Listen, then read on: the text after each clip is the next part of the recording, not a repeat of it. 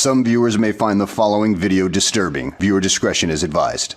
Hey everyone, welcome back to War Game Delight. Hello. And Devin and I are doing a discussion over Obscurio. We recently had right now. What? I can't see a thing. It is Obscurio. So whenever this game came out, there was a lot of people that was saying that this kind of kills Mysterium, which Mysterium is another game similar to this, where you have a ghost. And then they lead people with clues. Yeah, it's like I think we played that before in the have past. we? Oh god. It sounds familiar. Where each person who's playing has a person, place, and thing. I think they can play it one time. Okay. Those are the cat years, maybe. Yeah. Oh god, the dark times. But then, and that one was fully cooperative, and this one introduces the concept of a traitor that's thrown into the mix, where what's really cool about this is that everyone is fully cooperative and the traitor gets to, try and lead people off, whereas the one person has this grimoire of these Dixit-esque style art, and this entire book has 8 of them that the traitor gets to look at. He gets to see how people are discussing based off the hints that the one person is giving. And then he picks 2 or potentially more doors to kind of throw off the players. And ever since I've played this, I've had zero desire to ever play Mysterium. Yeah. Like, I don't really see... Besides the fact that Mysterium has more cards... This one, I really, really like the way that this runs. So Devin, what do you think of Obscurio? What do I think of Obscurio? So, let's see. It is a difficult game. It is, yes, you must produce your clues for one image from another, possibly completely unrelated series of 2 images. That's true. With restrictors, depending on your curse. Yeah. So some of the curses being like there's a red filter, or like clouds over it, or that you're only allowed to put your cursor at the bottom of the page. Yeah. Or I can say that one of the cards it's hard to break yourself from like color associating. Yeah. And when you've just got like, I've got Scarecrow. How do I make them guess Scarecrow? What do I have to pick from? Oh, I've got Rainbow Flame. Right. And maybe Flame. I have Diver Suit Underwater Guy. Right. How would I do that? Let's see. Yellow, maybe? And then, God, it's and then who knows what they had to be able to pick from. Like, oh, here's something that's also a gold-brown general hue as well. Oh, the wooden door. Oh, man, it's rife with ways to misdirect people. Yeah, and what's really cool is, like, so let's say that the Scarecrow is your exit, and the Grimoire person knows that, so he has the Scarecrow, and then he puts it face down, and then he draws the top 2, and these go in the book. And then he has these butterfly markers that he gets to put out. And what's amazing about this game is the quality is really nice. Yeah, all the art is great. The art is phenomenal. Any game that really introduces this style of art, I'm always down. But he is trying to basically put these markers on the sheet. Now, what you good could... quality with the magnetized. Yeah. So it's like awesome. You could do this and then maybe try and go the yellow route with that. Because that's what I would try to do and be like, okay, it's a suit, and that's a person, and hey, a Scarecrow could be a person, and then yellow. So all the players are talking about that. And then, based off the clue, like for example, the traps, one of the traps could be, oh, the traitor gets to pick 4 cards. Then everyone closes their eyes, and then you open them up, and then it's like, hey, here are 8 cards that are in this. So yeah, like you said, could have been one of these cards, and they hear what everyone's saying. They could see that everyone's focused on the yellow. So then, you get to pick 4 of these 8. Then they're just going to go for yellow. So you take all the ones that the traitor picked, plus the exit, and then more top 3, from to add up to 6. Shuffle them up, put them at the doors, and then there's a time element that players have, because the longer they take to try and figure out which door it might be, the more traps are drawn the next round. But that extra element of the trader being involved in the entire discussion process, and then they get to throw a wrench in things, like, oh, everyone's saying, oh, that could be a person, then maybe we'll look for a person on the door. And then he gets to see the 8 cards, and it's like, oh, there's a person, so I'm going to grab those. But what's also interesting is the fact that you eventually will get to vote on who the trader is. So whenever everyone has their chips and they're moving around from door to door, obviously the more wrong doors you pick, you have those tokens that get removed, which is kind of like your timer or your health. You're eventually going to be like, well, you keep going to the wrong door, but you also don't want to bundle up and have everyone go to the same door, because then if they're all wrong, then they're just not making any progress. Did you have any negatives on the game? Because you actually, last time we played, you actually got to play as the grimoire. Mm-hmm.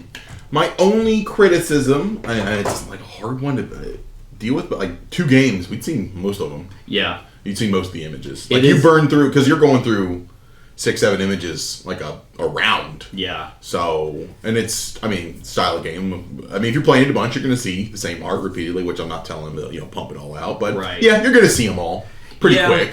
And it is kind of a shame because, this company, I feel like they made Mysterium. I think it's the same company. And I don't know, because the reason why I like these kinds of games is because how you would give a clue is different person to person. But like you said, it's like, I can really just go for yellow or go for colors, and if you see the same one, then you're going to associate a particular hint to that same artwork. Mm-hmm. So yeah, you're not getting as much variety, and I don't know why they never made an expansion. I think you don't need to see fresh cards every single time, but like if you were able to at least double the stack, just so you're less likely to see the same card, would make that, I think, a little bit better to give some variety. So yeah, that would probably also be my complaint, is that there's not really like the replay value isn't insanely high. Because like with games like Dixit, for example, whenever you're giving a hint, for each card could be used as a different clue from person to person. And unfortunately for this one, whenever you're trying to get someone to hyper-fixate on one card, you're going to probably give the same hint that has been known to work. So there's kind of a meta element to it. The other thing is, like, there's not really much to guide you on the trader. Not necessarily the trader doesn't, like, completely disrupt the game, but whenever it's time to vote, if you run out of tokens, and it's like, well, I really have nothing to go off of on who the trader is, because we've all picked the wrong door because I took whatever hint you were given the wrong way, and I went to that one, so I get punished for picking the wrong one. So I feel like it's a little easy to kind of pick or to hide as the trader. But then whenever it comes to that round anyway, they just constantly are like, oh, you didn't get him? All right, we'll vote someone else. Mm-hmm. Well, so the victory conditions for the majority of players is to exit. Yeah. Yes. But then, so the guessing, but is that just like an extra gambit? Yeah, it's so, because you have the two sides of the tokens, and once one side of the majority of tokens is gone, it's like, oh, time to pick the traitor, and then if you pick the wrong one, they reveal their loyalty, and then you lose 2 more tokens, and then it's just like, oh, vote again. You go until you either run out of tokens and lose, or you get the right one. So there's basically you either escape or you don't. Mm-hmm. And for that, it's kind of like the game's not short.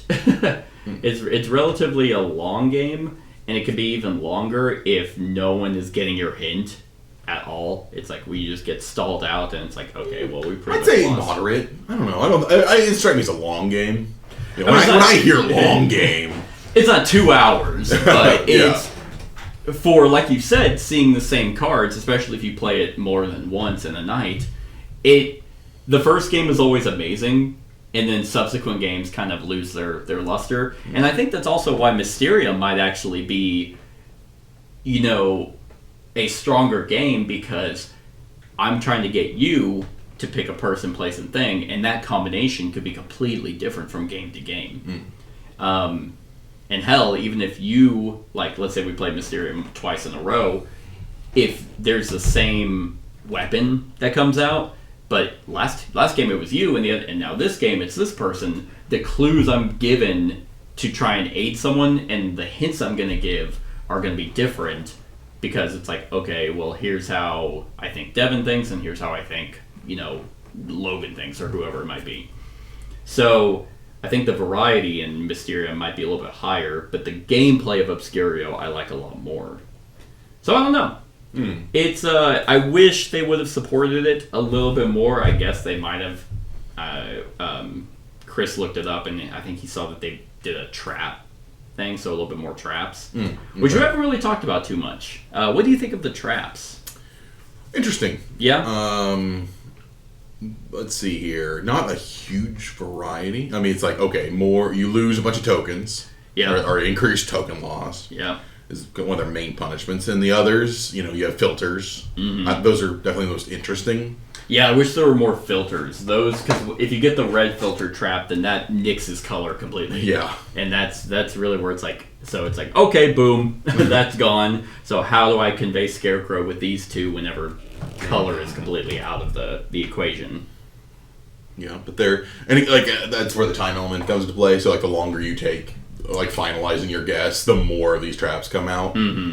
So if you don't get in that first minute, you have 4 minutes, I guess, total to make a guess. Yeah. But then you're eating 4 traps, and I couldn't imagine stacking the swirls with the red filter, and you're restricted to only the bottom. Right. It's like, good luck.